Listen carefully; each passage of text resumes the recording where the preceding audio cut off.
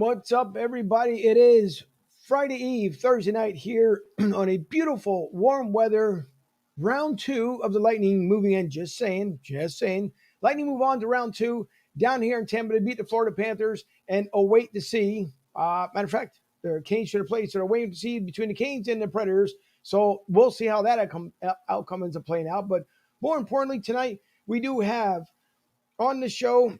One is Sheil Kapadia, which he'll be joining us here momentarily as I see him coming into the green room. So Sheil will be on with us here momentarily. On the show tonight, we are talking about Russell Westbrook, the fallout that happened once again in Philly, and Philly does not need that additional attention. But as we know, the way Philly fans are, it's the way it works. But we also have news. I'm pretty sure everyone's caught up with what they did to that fan, and as far as him not being able to come to the Wells anymore. So the Eagles' new hires, Tua, and what he announced as far as out to the football world and what he didn't know about the playbook last year. And so more around the NFL. So a jam-packed show again tonight. And again, we do have Sheil Kapadia, who covers for The Athletic and the NFL, who previously worked for ESPN. So Sheil will be on with us. This is, again, episode 53. The gang is waiting in the background. And I do have another important announcement to make as soon as we get the intro going. So thank you to everyone tuning in tonight. We do appreciate it. And with that being said, I'm Angel. This is Broad Street South.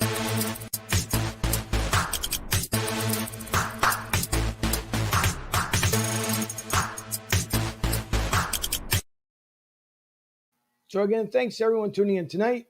Sheil will be on with us, and I have to bring my guys on. The one that always kicks off the show here with the 50 million names, but we know him and love him as Vito Corleone. It is Mike Fuji.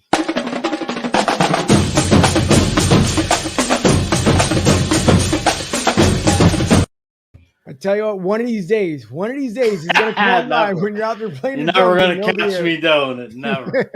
What's going on? Thursday Eve, Sheil Kapadia in the house. Sixers up 2-0. Eagles making some moves. Phil's, who knows where they're going, but what's going on, Angel? Let's kick it off. A great show tonight. How are you? It is absolutely phenomenal down here. About 94 degrees today. Nice warm weather, I will say, for the Tampa area that is. So we're just celebrating the great weather as always and just having lots of fun down here. So again, we're moving on round two down here, Tampa Bay Lightning. We'll see. We'll talk about maybe even the other teams that have advanced. New York Islanders, of course, beat who? The Pens? Sidney Crosby going night-night into the dark night, so that's a great thing. But we will also bring on always the one who is doing the retro out there, looking for a softball team, our sports contributor, Mike Sherman.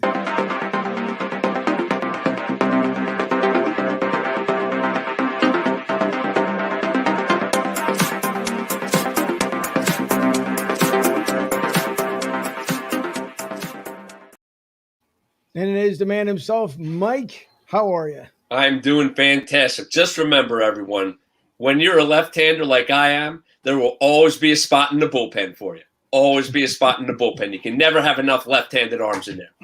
This is so true. Great Absolutely. Point.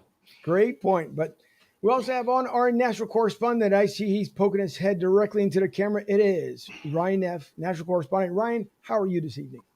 Gentlemen, I'm Ryan Neff. It's great to be with you tonight. Yes, we're going to talk about all that and probably more. I've got my 2 cents to put in, as always. May go on a rant or two. But again, don't take me too seriously because, as Sherman says, it's for entertainment purposes only. That is true. That is very true. And we can't forget about the youngest member of the group, our beat writer, Ducky, also known as Nick Lisi. Nick, how are you?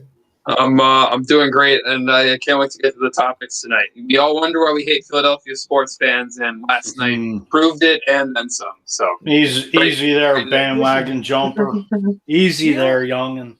Sheil Kapadia might have a different outtake on that one, right? So no one hates the Philly fans. You just have a couple goobers in the group. Right? Let's get that one there. And before I bring Sheil on here, one special person that I will say absolutely that I love her very much, and a happy birthday to my sister. I just had one 2 days ago. My sister celebrates it today. So to my sister, happy 21st birthday. I hope you have many more coming in the future. And I absolutely love you. And I hope you have a great weekend with your girlfriends this upcoming weekend. So Thanks to her, and also thanks to Fans of Philly, of course, fansofphilly.com. If you guys want to travel like a champion, travel with fansofphilly.com, the official sponsor of Broad Street South, along with Goose's Monte Cristo Tobacconist Lounge. Thanks to them as well and their fan base out there as we're live on Goose's page, also on Instagram. Thank you guys for coming on the show and viewing the show, as well as we will be live out there September 12th at Goose's Pond Studio. So nice little name for a brand new studio. He's getting it all together, and we will have an actual show in between to kind of test everything out. So with all that being said, and I don't want the man to wait anymore, as I will bring up this screen here just so everyone can see, just like we do with Sheil Kapadia. We follow him. We hope that you guys follow him as well. Like you said, covering the NFL for The Athletic, a great paper. If you guys don't know the history behind it, I would say for you guys to read upon the history from The Athletic, but also who covered the Seahawks for ESPN. And the man has done a phenomenal job year after year. So with that being all said, it is the man of the hour. Sheil Kapadia, thank you so much for joining us tonight. We do appreciate it. What's up, guys? Thanks for having me. I'm looking at your backgrounds. I need to step my game up. We're doing some rearranging here at the Kapadia household. I forgot to get a chair, so I'm sitting on an exercise ball. So if I fall over or something, just continue without me, and then I'll rejoin once I get back up. Sure, no problem. And listen, it's okay. We can all do exercises. If you want, we can all just, every time for once in a while, we'll just bounce up and down. We'll be just fine. But thank you, Sheil, for coming on. And listen, there's a lot of news going around. We know it's even though it's the offseason, the funniest thing about this year is that though the offseason seems like it's taking forever for the NFL season to get kicked off again, but there's plenty of tidbits going around. You got Aaron Rodgers, obviously going out there in Seattle with Russell Wilson. We got Tua admitting to what he didn't know from the playbook.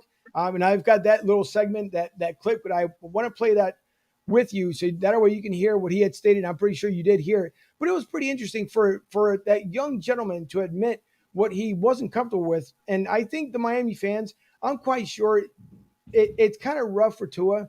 I know he's coming into his own. He's coming into the second year. He'll come into his first official year of being at behind the helm there as quarterback.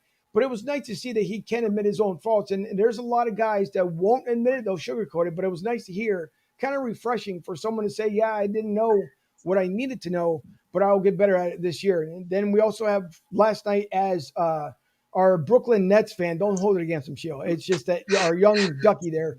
But he's a Brooklyn Nets fan. As he stated, his words, not mine. That's why we hate the Philly fans. And we don't hate the Philly fans. You just have, again, just one or two that are just ridiculous. And last night, once again, proved at the Wells Fargo Center that sometimes, even though we were all able to go back, some of us at least, to go watch the game, you just have one boneheaded person, as Russell Westbrook was leaving from the floor from an injury. And then you add insult to the injury by pouring popcorn over his head. So I do have the clip on that one as well. But I want to know, first of all, how are you doing and how's the family?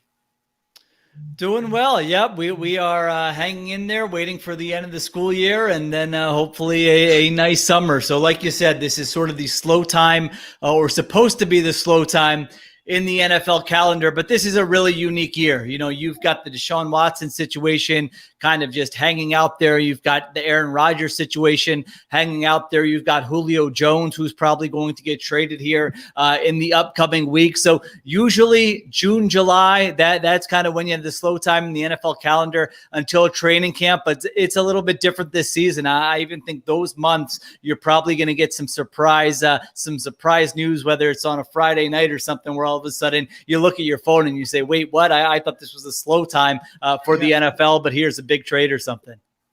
No, it's true. And listen, this year, I never thought that Julio Jones, because Atlanta just signed him with another contract. So I figured, okay, well, he's going to retire as a Falcon. At least it seemed that way.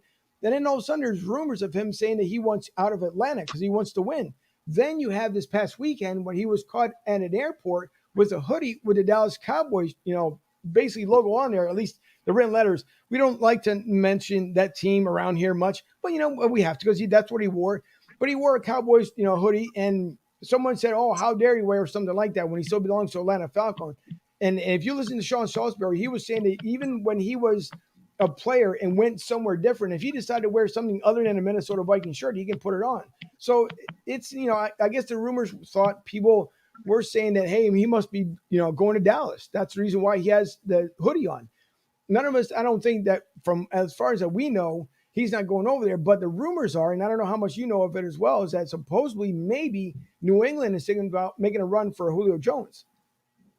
Yeah, I think there will be a lot of teams interested. I think there are a lot of teams who have already had conversations with the Atlanta Falcons. You know, Julio Jones, if you look at him last year, battled some injuries, but when he played, the guy is still a number one wide receiver. So he's 32 years old. So if you're a younger team and you're not going to contend in the next couple of years, it probably doesn't make sense to give up draft capital. But if you are a contending team and you feel like, man, we could really use that one more piece to add to our passing game, you got to take a look at him, because the guy obviously is a future Hall of Famer. I know he said, or he admitted at least, that he wants out of Atlanta. And so I think at this point, it's a matter of just when, not if, he gets dealt, and we'll see kind of where he ends up. Yeah. Very, very interesting. Well, Sure. so have you, what was kind of your reaction when Julio went live, or I guess he went live, he didn't know, on Undisputed? Is that something that like shocked you, or were you not super surprised by the way he kind of announced he wanted out?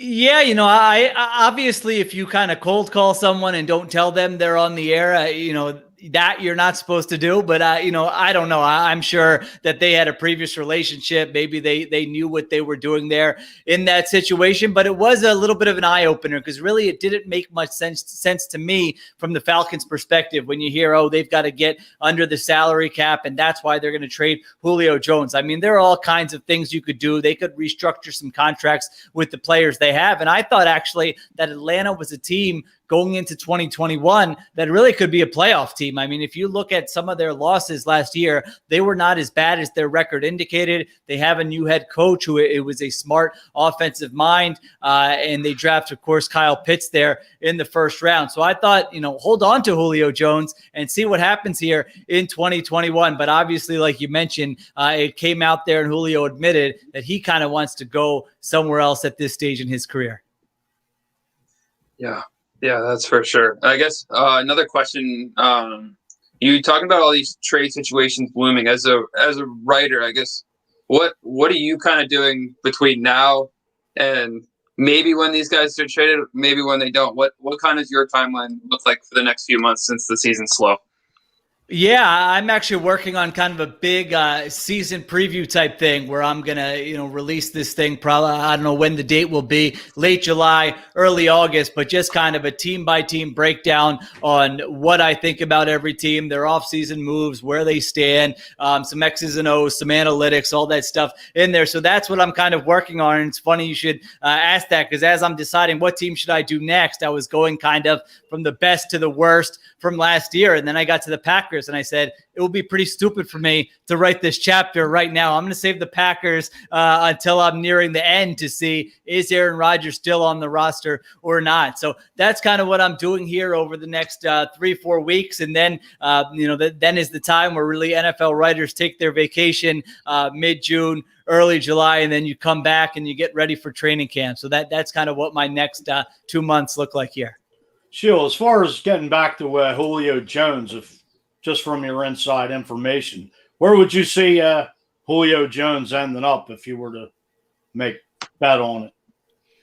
Yeah, there are a lot of teams that should be interested, that fit the category I mentioned earlier. I mean, if you're a team like the Green Bay Packers, for example, and you're saying, hey, Aaron, what can we do for you here? I would think adding Julio Jones to Devontae Adams there and saying, please come back. We'll pay you some more money. Let's sweep everything under the rug. Let's go win a Super Bowl. That would make sense to me. They don't have kind of a bona fide number 2 wide receiver. And Julio Jones, like we mentioned, would be a number 1. A sleeper team, I just kind of was writing about this team yesterday. The Kansas City Chiefs, you look at their roster right now. Obviously, Tyreek Hill, Travis Kelce, 2 tremendous pass-catching weapons. They're very thin there, though. Now, you have Patrick Mahomes. He can make a lot of guys look like they're Pro Bowl wide receivers. But if you look at a team and you say, like, it kind of makes sense for them to just go all in right now. If they've got to give up a second-round pick, a first-round pick, whatever the case may be, add Julio Jones to that offense, all of a sudden you're getting a little deeper. You can withstand an injury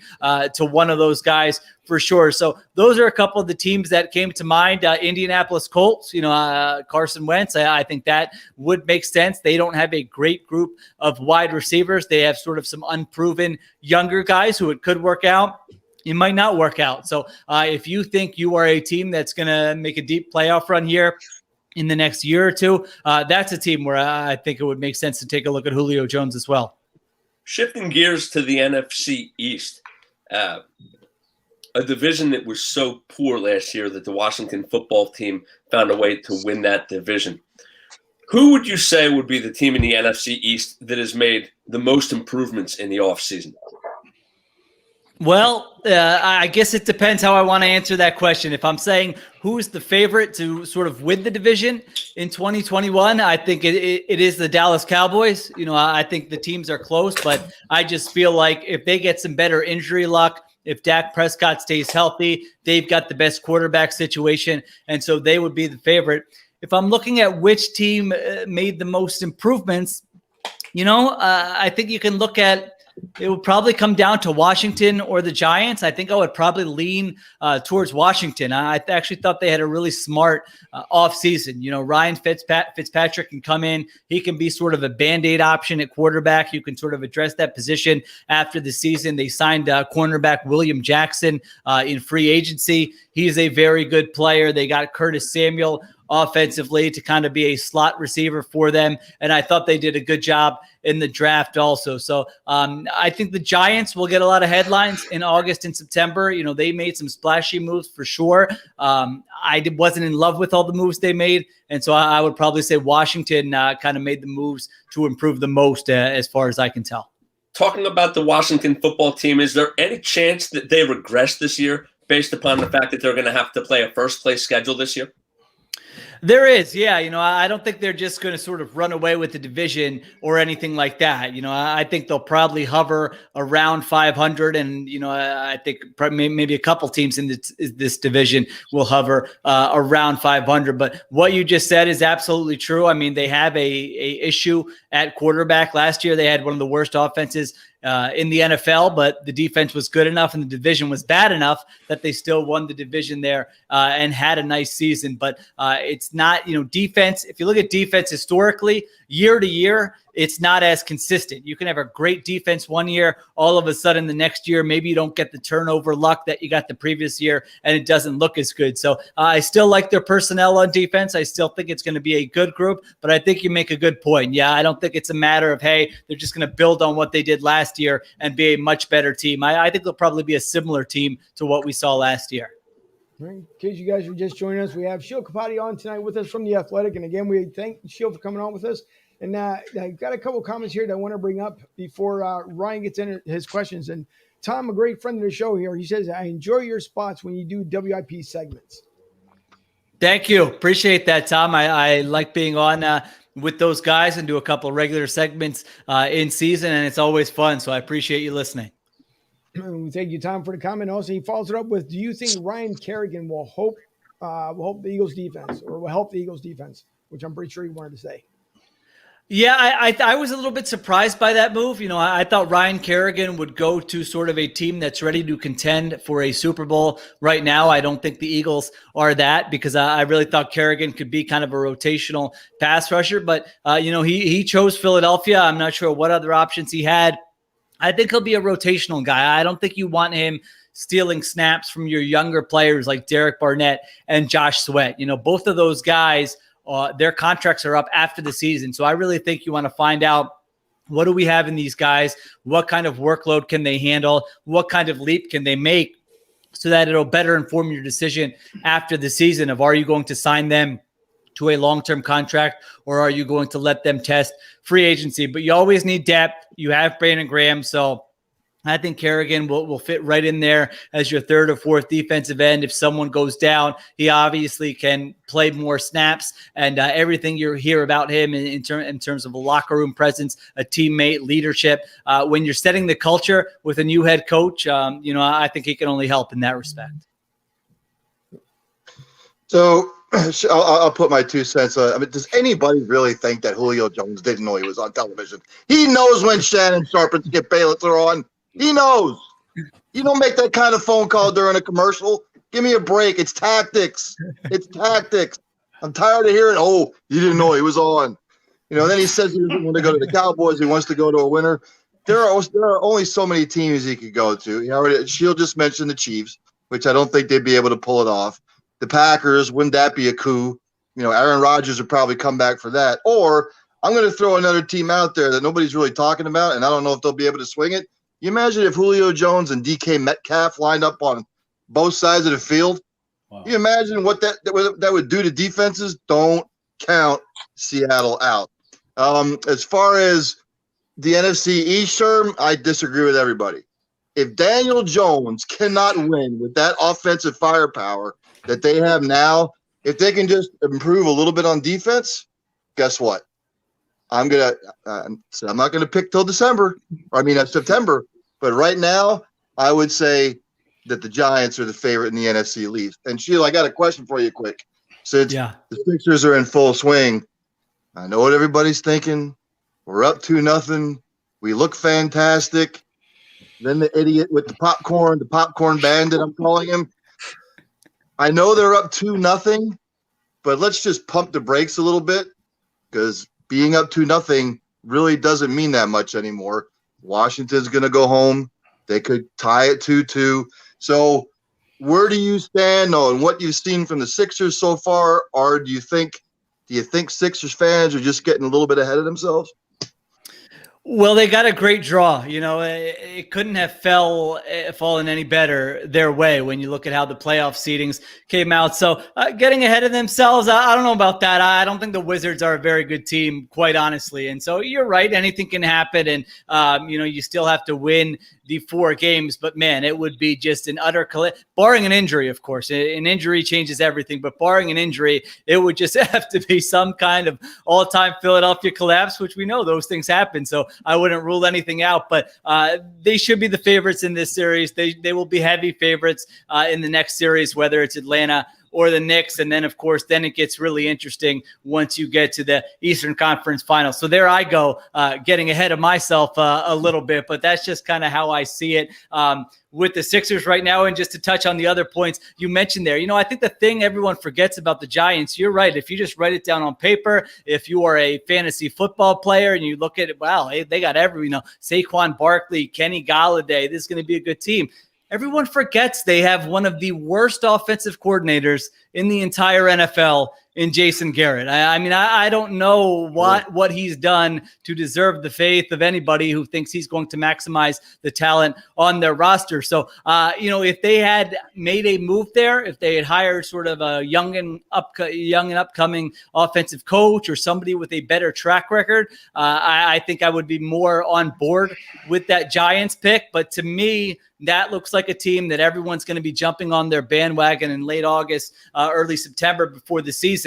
And then, mid-October is going to roll around and everyone's going to remember that Jason Garrett is calling the plays for them and that the offense is disappointing. So we'll see. Who knows? You could be right, but that's just kind of how I see that. And then Seattle, you're absolutely right. That's a name I actually should have mentioned, because if you look at the Seahawks, Russell Wilson wanted them to really upgrade their offensive line in the offseason. They didn't do that. But now all of a sudden, if you look at it, if you add Julio Jones to DK Metcalf and Tyler Lockett, that is bar none the best wide receiving group in the entire NFL. And they're not afraid to trade away all their picks for veteran players. They only had 3 picks in last year's draft. So I totally agree with you that they are a team to keep an eye on. Sheil, as far as Julio Jones going, whether, like Ryan says, maybe Seattle, Kansas City, the whole Dallas thing, is there enough balls to go around all these diva receivers? You figure you get into, like you said, Metcalf, and TJ Lockett. Guys start bitching and complaining if they're not getting the ball, especially in Dallas. Amari Cooper, CeeDee Lamb, Michael Gallup. They're all divas and they have egos. And, we all want the ball, especially with Zeke Elliott in the backfield. You know how he was bitching last year with the carries. And, there's just not enough footballs to go around, in my opinion. Yeah. Yeah, no, I don't think Dallas ever made sense. I don't know why. I don't know why he wore that sweatshirt. I don't know Right. what the story is behind the sweatshirt, but that to me would have really never made any sense. They took CeeDee Lamb in the first round last year. He had a nice rookie season. They're paying Amari Cooper $20 million per year. They've got Michael Gallup, like you mentioned. So that would be one team where I would look at it and say, wait a minute, what? Unless there's another shoe to drop and you're getting rid of one of those existing wide receivers, Right. I think you're absolutely right. A team like the Cowboys would never have made sense for him. I mean, it's just a beautiful implosion for us Eagles and the NFC East fans. Right. Just saying. I want to shift back to the NBA, and Brian touched on it briefly. I touched on it briefly to start the show, and that's the fan that decided it was so funny to dump popcorn on another human. Angel, if you have the clip, do you mind playing it? Yep, got it right here. Come out and boo, yell all you want. We encourage that. This is just plain stupidity. Somebody pouring some popcorn, and any athlete, being Westbrook or whomever, they are pumped with their adrenaline. Yeah, I mean that's nuts. And then obviously, like later after the next game, it came out right. I spit over 50 Cent and hit Trae Young. And Trae Young, fortunately for the fan, he's not going to file any charges or anything like that. But what's your thoughts on like these fans coming back? And I guess they're being like a little rowdy. Is it too surprising to you, or is it something that you would have expected since fans haven't been in the stands in over a year? Yeah, I don't know that it has much to do with, the absence of fans and them coming back and just letting loose. I thought both incidents were ridiculous.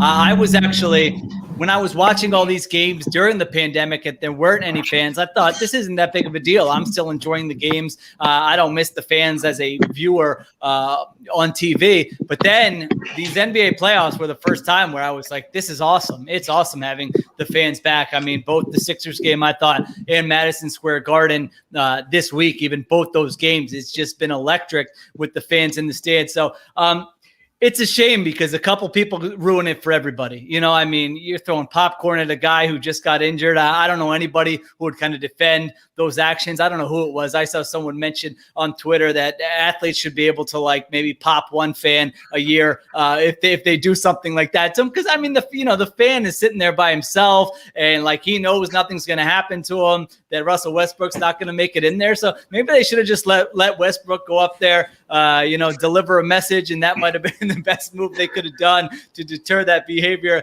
in the future. I don't know. And I mean, come on, spitting at a guy who's on the court like that, of course, is completely ridiculous. I don't understand how it's so hard to like realize where the line is, right? I mean, chant stuff, go crazy, boo, let them hear it. I mean, that's fun. We all love watching that. Trae Young was thriving on that, right? In the first game, giving it back to the fans. Like, that's amazing theater. That's why we love watching professional sports with fans in the stand. But come on, you don't throw anything at those guys. You wouldn't do that to Russell Westbrook if you saw him in the street, anything like that. So, I do think it's kind of just a couple bad seeds who screw it up. Maybe more than a couple, but I do think it's sort of the minority where most people are looking at that saying, dude, what are you doing right now? Yeah, it is quite crazy. And we also have Russell Westbrook's comments after the game. If Angel, you want to play that as well? Blatantly honest, man, this shit is getting out of hand, especially for me. Just the amount of disrespect, the amount of just fans just doing whatever the fuck they want to do. It's out of pocket, man. It's out of pocket, seriously. Like, any other setting, I'm all for the fans enjoying the game and having fun. And, it's part of sports. I get it. But there's certain things that cross the line. And any other setting, I know for a fact that fans and they want to come up. A guy wouldn't come on the street and pour popcorn on my head because he know what happened. A guy wouldn't come up to me and talk mess about my kids and my family on the street because the response would be different. In these arenas, you got to start protecting the players, man. Yeah, I mean, you can hear it in his voice. He's very he's sick and tired of it, and rightfully so. He should be. I mean, these fans are 2 feet behind him, and realistically, anytime you go in for an inbound, like the fan could, touch them. They did that to Kyle Lowry, or there was one like older lady who was messing with LeBron. I mean, the NBA has had this problem before, but I guess now pandemic fans are just coming back. It's been heightened here. But I'm going to transition over to Sherm and let Sherm go ahead and dive in with the question here. I'm going to be honest. I am sick and tired of these fans across the United States of America who get their 15 minutes of fame by either running on a baseball field, spitting at a player, spilling popcorn on somebody, all these fights that happen in the stands. I'm absolutely sick and tired. Well, his internet was sick and tired of it, too. How about that one? I know he was having internet connectivity earlier, so let's see if we'll wait for him to come back and... That's a screenshot-worthy photo of Sherm there. Sure is. As everybody's talking about this Westbrook thing, I'm thinking back to 2004 with Ben Wallace and Ron Artest going at it, and then all mayhem just broke loose, and what a fiasco that was. All right, Sherm, you're back. All you. Your mic, he's muted. Mike, turn your mic on. No, it's because I had to leave the studio. I didn't even know it was my fault. All right, so I'll be quick. I'm sick and tired of these fans who get their 15 minutes of fame. You can watch all these internet videos of the Padres fan who punched the Rockies fan, or the Dodgers Astros brawl in the stands, or the White Sox Cardinals, all the spitting and the popcorn throwing. Let's focus on the good of everything that's going on. The Philadelphia 76ers are up 2-0. Ben Simmons got absolutely torched in this city after game number 1 when he was 0-6 in the line, and he rebounded, pun emphatically intended, with a pretty good game last night. So let's stop talking about this fan who's acting a fool, and let's talk about the product, the good product that's on the court right now, which is the Philadelphia 76ers.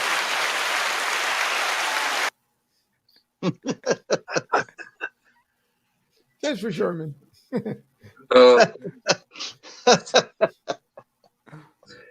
What are your expectations for Ben Simmons going forward? You think he's going to keep having 22 and keep balling out like he is, or you think he's going to regress here? And how do you think teams are going to start defending him after they get out of this first and second round? I think the big thing is the end of games, right?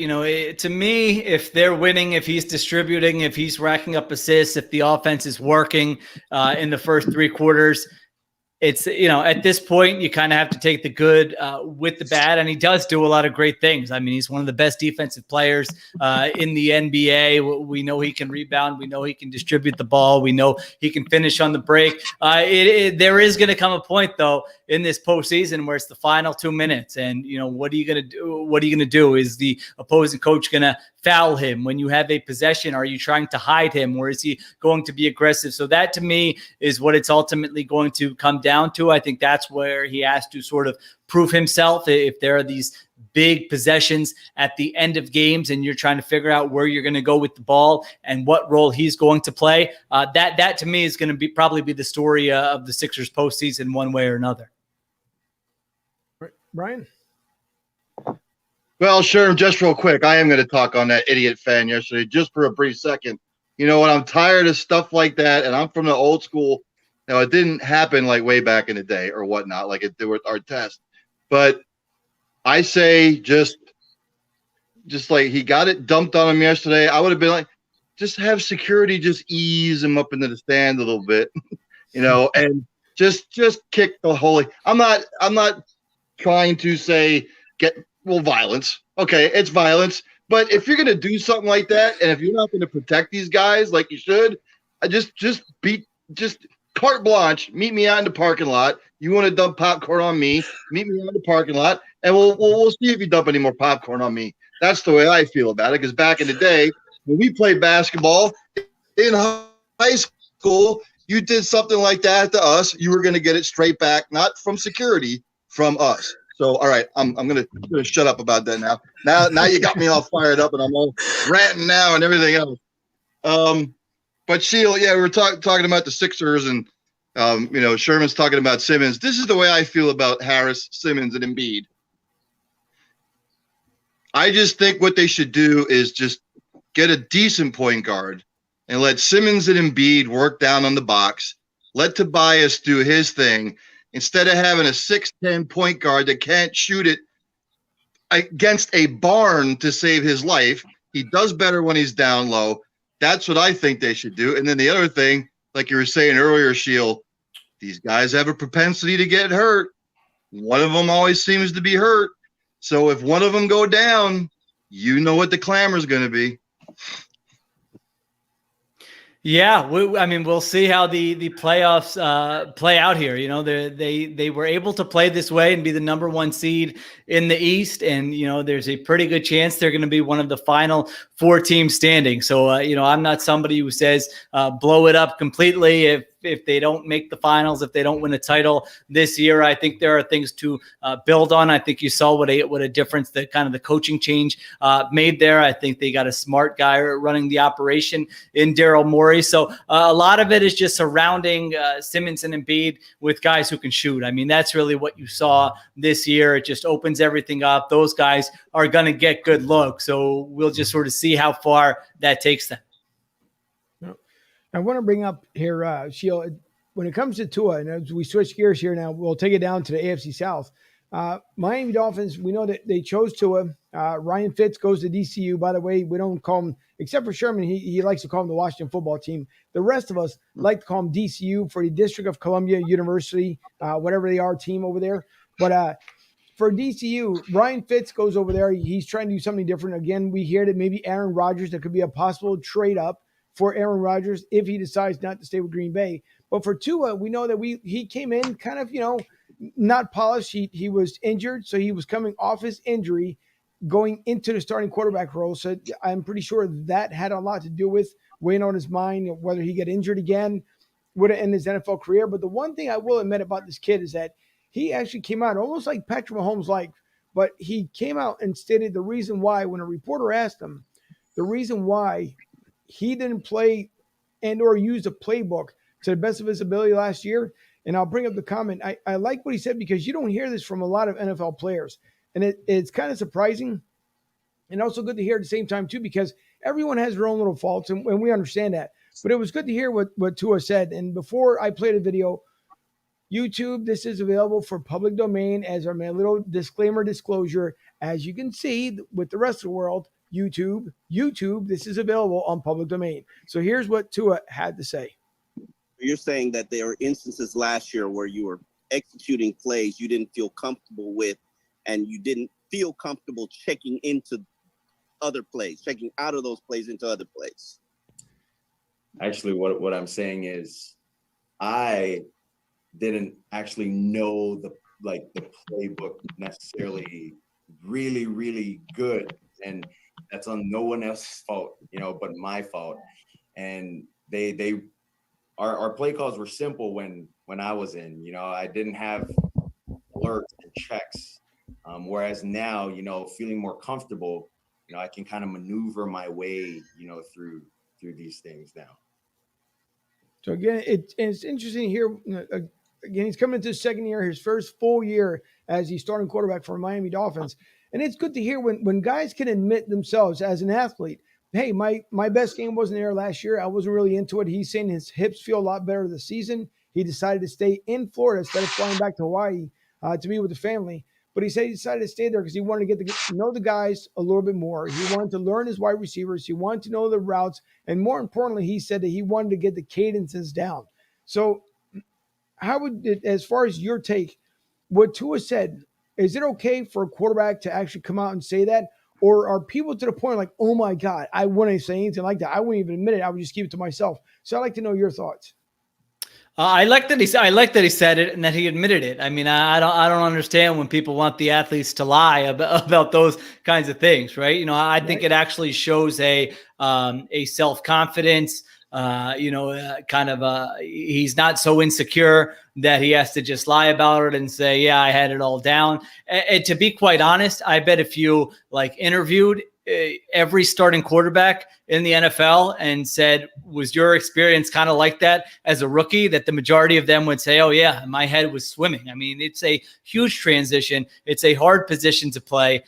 Depending on you might have great coaching. You might have terrible coaching. You might have a great offensive line. You probably have a terrible offensive line if you are a high pick in the first round, because that means the team probably stunk the year before. You might not have great pass catching weapons. I mean, there are all these variables. And then, like you mentioned, he's coming off of an injury at that point. So it's only natural, I think, that a guy would have that's what your rookie season's for. I mean, we finish the draft and everybody looks at it and your eyes get big and you say, oh, this rookie's going to come in and do X, Y, and Z. It rarely happens that way. I mean, there are exceptions for sure, and it depends on position. But even if you look at quarterbacks, like I was looking at quarterbacks over the last 10 years, just guys drafted in the first round and guys who played as a rookie. If you look at it, on average, those guys are like the 25th, 26th best starter in the NFL as rookies. Like, you know, you have exceptions. You have a Dak Prescott, a Russell Wilson, RG3 back in the day, but it's just so rare to have those types of seasons. So it did not shock me. It didn't surprise me. And I think usually we make a mistake when we read too much into how a guy looked, especially a quarterback in his rookie year, and say, this is what that guy's going to be. Because think about a guy like Josh Allen, right? I mean, it took him till his third year, and all of a sudden he was an MVP candidate last year. Right. Wow. Well, I guess I'm going to jump in here. We're going to talk a little more NFL. Eagles, and cover them. They had some big hires today, and they promoted some people. Here we go. Amina Solomon is a pro scout. Catherine Rach, I think I got that right, is vice president of football operations. And I think that was it. So what were your thoughts on the Eagles making some big hires here? I know you worked for them. So have you ever interacted with these people, and do you have any thoughts on the new hires? Yeah, no, I've just covered the team, so I haven't been, inside the building working for the organization. So, I honestly don't know too much about the moves that they made. I think they were internal hires and people getting promoted. So that's the type of thing you see this time of year. You know, they've had turmoil in their front office with ownership. We've written about that extensively on The Athletic. So you kind of just hope that they're building a building with collaboration, with everyone pulling in the same direction. So we'll see how those things work out for them. Fuji?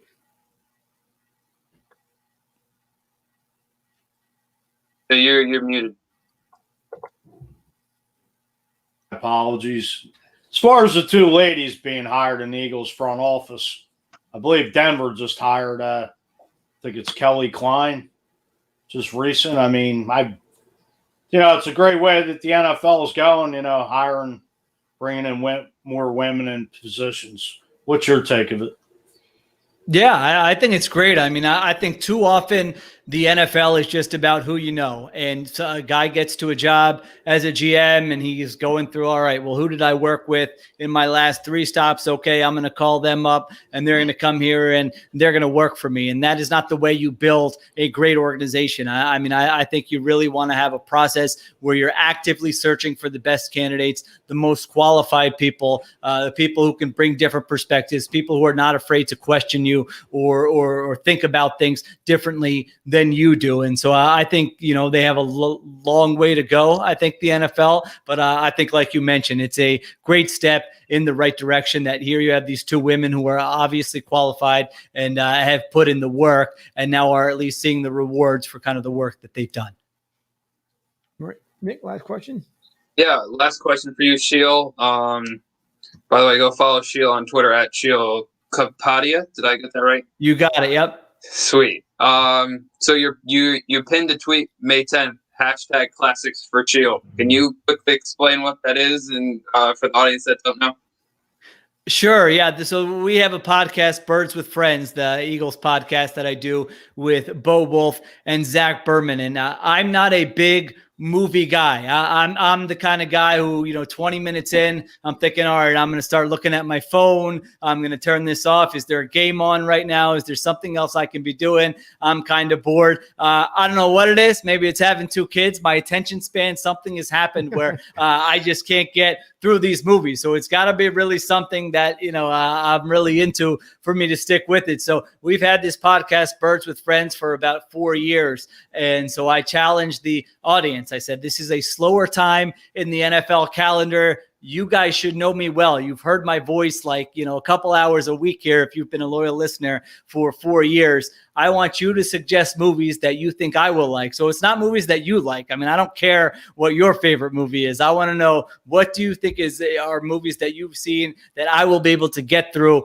and that I will like? And so for some reason, they were much more interested in this exercise than hearing my opinions on the Eagles. I can tell you that much, because we had a lot of people chime in, and they've suggested about I think over 200 movies at this point. And so if you just go on Twitter with the hashtag Classics for Sheil, I take a look at that every few days. I add the movies to a spreadsheet, and I'm trying to make myself watch as many of these as possible. Now, if it's a movie I think, I know I'm not going to get through, I'll watch about 25 minutes of it, and then I post my reviews on Instagram, which is just at Sheil Kapadia. So it's just kind of a silly exercise to get us through the off season, but something that the audience is enjoying. Well, listen, it's okay, because we're learning as well. It's our first off season, and we've had a lot of fun doing so, trying to make sure that we get everybody stayed in tune, especially on a Thursday night, which is kind of difficult, and then leads into the regular season, which is not that far away, but still seems very far away. But Sheil Kapadia, thank you so much for joining us tonight. We know that you gave us additional time here to be with us, be on with us. And everyone, please follow Sheil like we do at Sheil Kapadia on Twitter. And if you want to mention your Instagram again, Sheil. Sure. Yep. Instagram is at Sheil Kapadia. If you want some of the worst movie reviews you're ever going to see, you can find them all there for sure. So thanks for having me, guys. I really appreciate it. It was fun. Thank you, Sheil. We appreciate your time. Have a great night. All right. We got about another 14 minutes or so here left on the podcast. Oh, wait a minute. Look, it's Vito in full HD right in front of everybody. Vito. Hey. Hold on. Congrats. What's the matter with you? No, that's all right. There you go. All for Vito. So, listen, great interview there by Sheil, and thankfully for him coming on. Ryan, I know you had to step away there momentarily. Thank you, Tom. Technical difficulties. Just a little bit. There's one thing that Tom brought up earlier, and I know, Ducky, I see the one that you have there. But Tom brought this up. So, Sherman, I'd like to get your thoughts as far as what Tom stated there. Speaking of lying, Girardi is a terrible liar. You know what? This guy, Joe Girardi, he's trying to make a royal flush with only 3 cards. And if you're a poker player, that's just not going to happen. It's pretty amazing what he's doing if you think about it. No JT in the lineup, no Bryce Harper in the lineup, no Didi Gregorius in the lineup. And the Phillies at this point, they're 1 game under 500. They're 2.5 games out of first. So it's pretty amazing what they're doing. I'm not even going to focus on Girardi, because anybody who's watched this show has heard me bash him over and over. Let's talk about the good.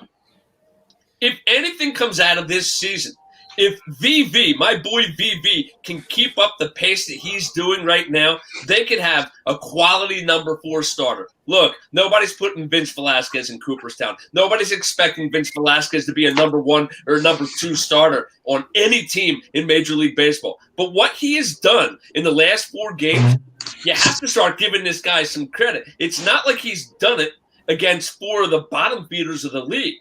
Right. He pitched against Milwaukee. He pitched against the Blue Jays. He pitched against the Marlins, and I believe that he also pitched against the Braves. He's putting out some quality starts. He's pitching out of jams. And look, I know that all the naysayers will turn around and they'll say, well, his pitch count gets too high. All right, it's something that he needs to work on.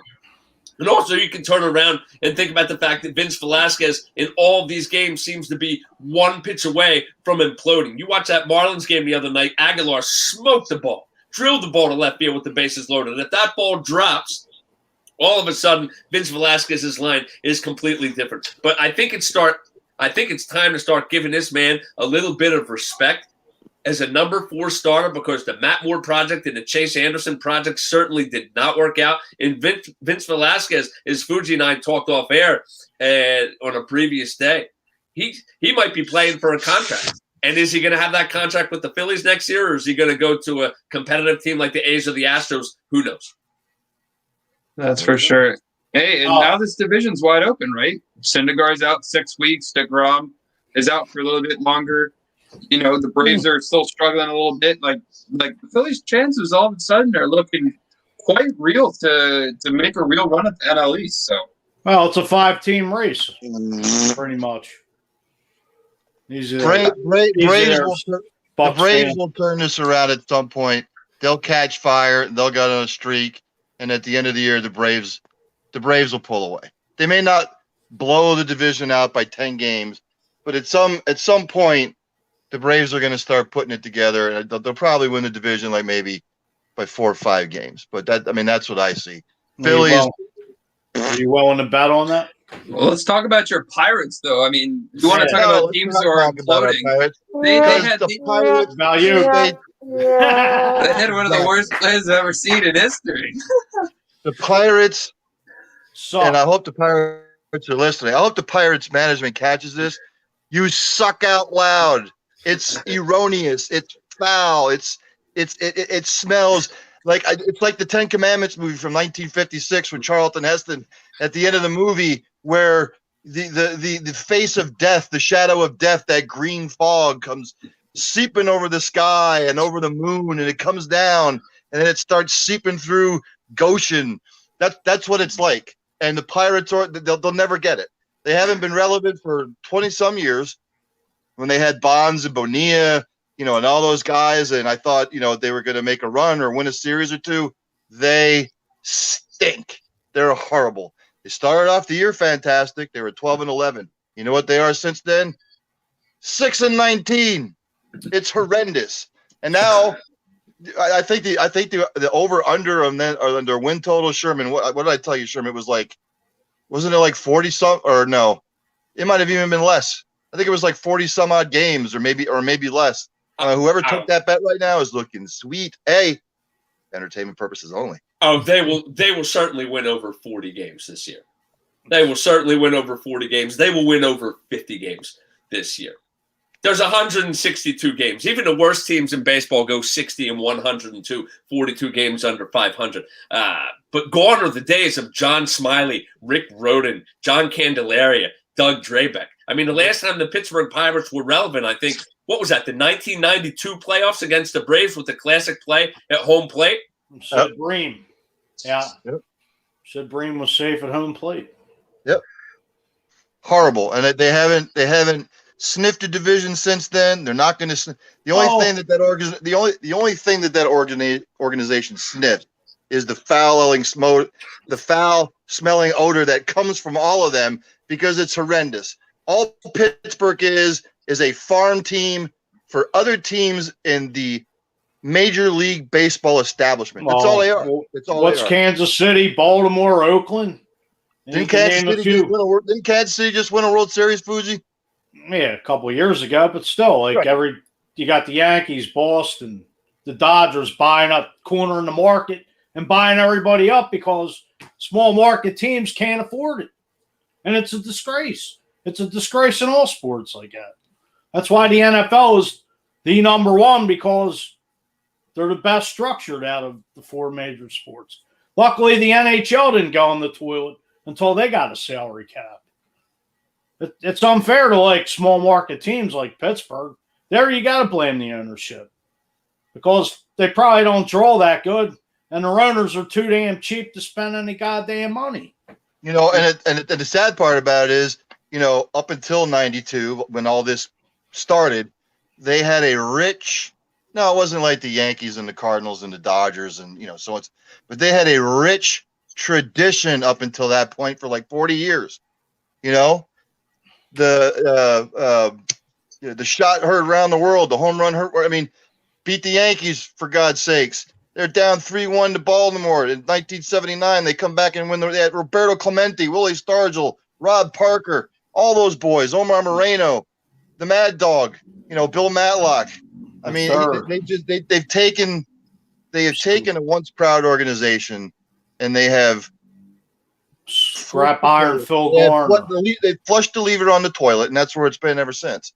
Well, I'm sorry I'm getting like this, but when it comes to my teams, just like you guys are, and your teams suck out loud for that long. Well, the Phillies weren't good up until they moved into Citizens Bank Park, when they knew they had to spend money. When they brought Jim Thome in 2003, They didn't even talk about the Phillies on WIP for years. They refused because they were in the toilet. Nobody wanted to talk Phillies baseball. It was a joke. Yep. Sure The is. most impressive thing about Pittsburgh and all their teams is that the three major teams all have the same color scheme of yellow and black. How impressive is that? The Pirates, yellow and black. The Pittsburgh Penguins, yellow and black. The Pittsburgh Steelers, yellow and black. I think that's highly impressive. And how do they not have how does that city not have a basketball? Would somebody explain to me how Pittsburgh over the years has not had, how did they not get an expansion NBA team? They did in the movie The Fish That Saved Pittsburgh with Julius Erving. They were the Pittsburgh Pythons and then the Pittsburgh Pisces. And the doctor took them to the promised land. No. There's two comments I want to get in here before we sign off. We got about 4 minutes and some change here. Ducky says, what do you guys think about Millville's own Raquel Armstead going to the New York Giants? Nick, go ahead. I'm not gonna lie, I honestly don't know who that is, but sounds awesome. Here we go. I got him.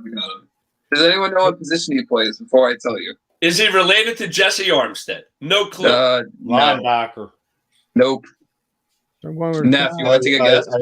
I concede the floor to my distinguished colleagues. All right. Well, he's a running back. 5'11". Because you run every time you go in the office.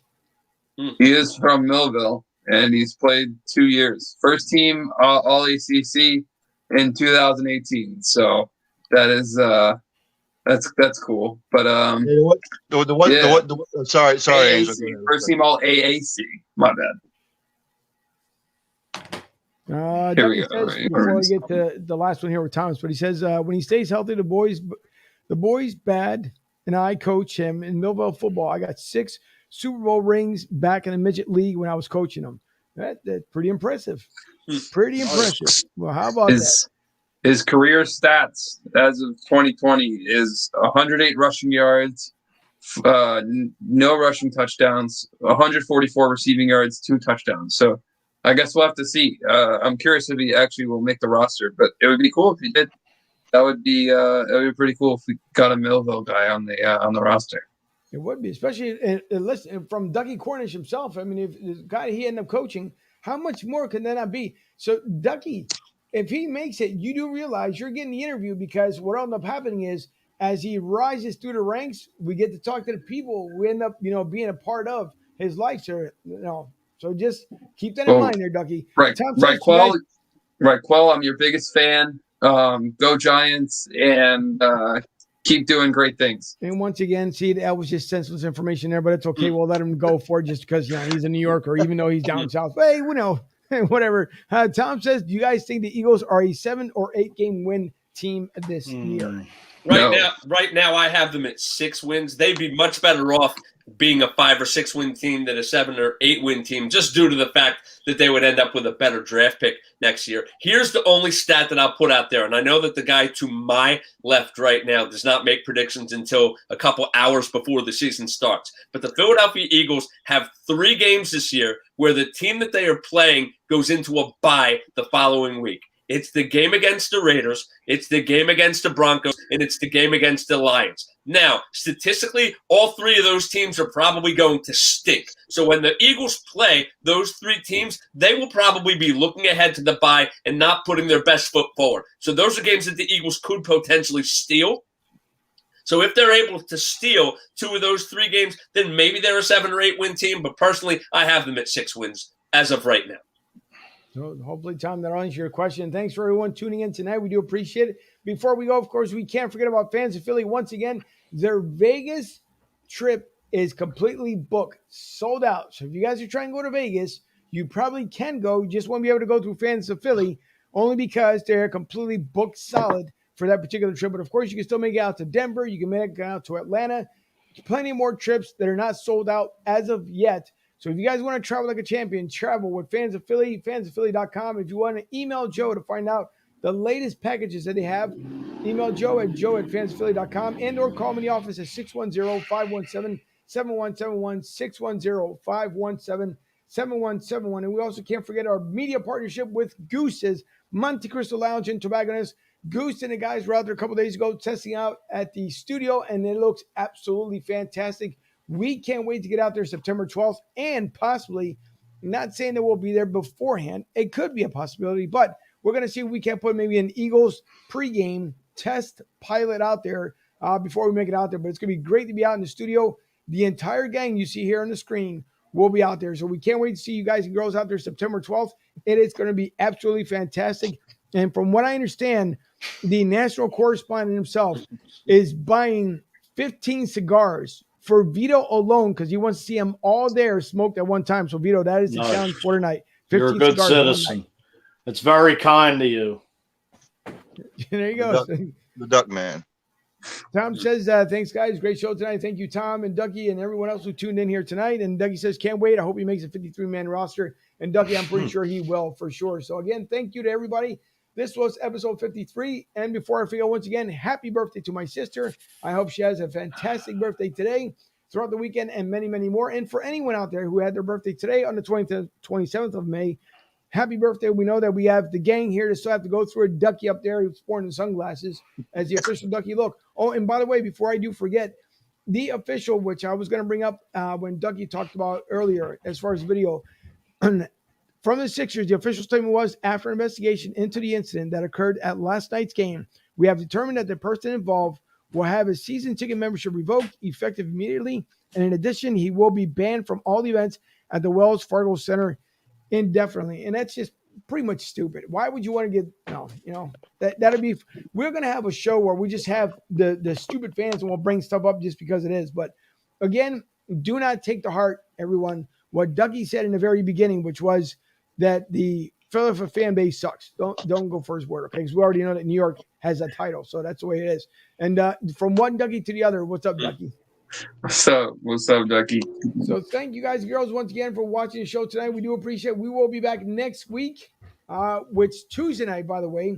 We will be live on Tuesday night, and that will be with Glenn Macnow from 94 WIP. So Glenn will be with us Tuesday night. He was supposed to be on with us this past Tuesday, but due to unfortunate circumstances on Tuesday, we had to cancel the show, rearrange it for this Tuesday. So this Tuesday coming up, we will have Glenn Macnow, and then maybe we'll have somebody for a surprise here come next Thursday. So we will see everyone next Tuesday, 8 p.m. for a live show, followed by next Thursday at 7:30. So for my producer in the other room, which Ryan, of course, reminded me, Debbie, the producer, out in the other room listening in, we'll see what's going on. I thank her, along with Sherman being back. Oh, and excuse me, I know she tells me that I should end the show differently, but I must ask. So, Sherman, I have to ask before we sign off, how did the venture go, and did you find an actual team, indoor field for your new softball league?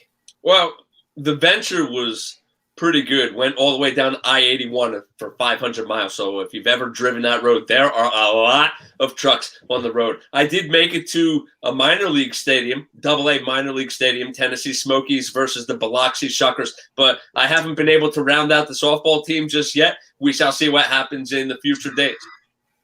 And again, the favorite part of the show for Mrs. Sherman. Take it away, Sherman. Yo, everyone, tell your dad and mom, check out the site, BurksBoutique.com. One of these days, he's going to come up with like a super rap just out of nowhere for Burks Boutique. So again, thanks, Sherman, for the plug there, and for Barbara for the boutique. And I'm glad she's continuing to doing well with her online shopping. That's absolutely fantastic to see. I got one more comment coming in here before we end the show. Try to put in. Ducky, I will tell you about it later on. So I'll. Hey, yeah. Big ups to my father, wherever he is. Thank us for his service. Everybody that served who's no longer with us or did serve Memorial Day weekend. Everybody stay safe. It's going to be a wet one here. It's supposed to rain all weekend, most of the weekend. But again, be thankful of every serviceman and woman who have sacrificed the ultimate sacrifice. Yes, thank you to the military. We all salute you. Thank you for keeping us safe. Everybody have a nice Memorial Day weekend. Be safe. It's not all about the hot dogs and beverages. It's much more than that. Listen, and thank you guys, because as a veteran, I will tell you, it means a lot, especially because you see the Memorial Day sales. It's not about the Memorial Day sales. It's about people like myself, our families, our friends, my father who served for 33 years. If it wasn't for people like us having the big cojones to go out there to defend his country, regardless of what's going on in his country today, this country wouldn't be where it is, where you guys can go anywhere you want because of people like us. So thank you guys for mentioning as well. And to everyone else, thank you once again to Ryan F. By the way, Christina, hello. I hope you enjoyed watching the show tonight. For Nick and for Fuji, we will see everyone again next Tuesday live at 8 o'clock, followed by the Thursday show. So everyone have a great night and have an awesome weekend.